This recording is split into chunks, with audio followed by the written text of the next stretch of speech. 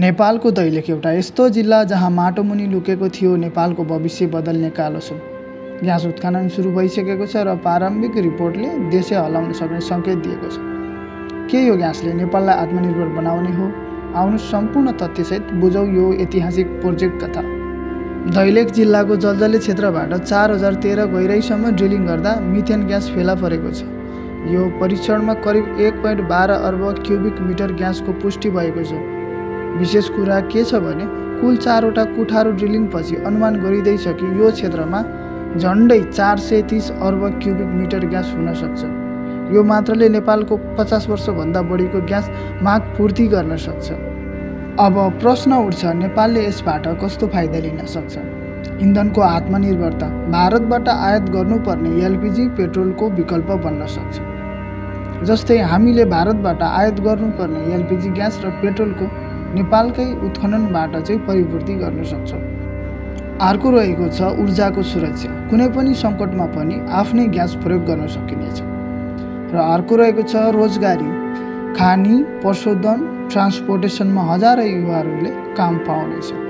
र त्यस्तै अर्को रहेको छ राजस्व। सरकारले कर र लाइसेन्स मार्फत अरबौँ कमाउन सक्नेछ। र त्यस्तै अर्को छ ग्रिन इनर्जी। मिथेनबाट ग्रिन हाइड्रोजन बनाएर नेपालले हरियो भविष्यतर्फ अघि बढ्न सक्छ। अब जाऊ नेसनल लेभल इम्प्याक्टतिर। यो ग्यास उत्खननले देशको विदेशी मुद्रा जोगाउनेछ, किनभने आयात घट्नेछ, साथै स्थानीय उद्योगमा शक्ति दिनेछ। यातायातदेखि कृषिसम्म ग्यासकै भरमा चल्न सक्छ। नेपालको इतिहासमै पहिलो पटक ऊर्जामा आत्मनिर्भर बन्ने वास्तविक सम्भावना देखिएको हो। तर केही चासो र चुनौतीहरू पनि छन्। यो ग्यास निकाल्ने लागत, गुणस्तर र बजार कतिको व्यावहारिक हुन सक्छ। गहिरो उत्खननले भूपरिवेश, नदी र बस्तीलाई असर पार्न सक्छ। अहिलेको युगमा फसिसल फ्युलको सट्टा हरित ऊर्जा प्राथमिकता बन्न थालेको छ। त्यसैले योजना बनाउँदा वातावरण र भविष्य दुवैलाई ध्यानमा राख्नै पर्छ। दैलेखको ग्यास प्रोजेक्ट कुनै सामान्य कुरा होइन। यो नेपाललाई आत्मनिर्भर, समृद्ध र सुरक्षित बनाउने ऐतिहासिक अवसर पनि हो। अहिलेलाई पर्खनुपर्ने कुरा के हो भने अन्तिम रिपोर्ट सन् 2025 डिसेम्बरमा आउनेछ।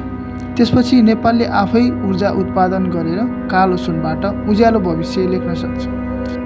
यदि तपाईँलाई यो जानकारी उपयोगी लाग्यो भने कृपया लाइक, सेयर अनि सब्सक्राइब गर्न नबिर्सिनुहोला। हामी यस्तै तथ्यमा आधारित सामग्री लिएर आउनेछौँ। आजलाई भने यही भिडियो मार्ने बेला भएको छ। धन्यवाद।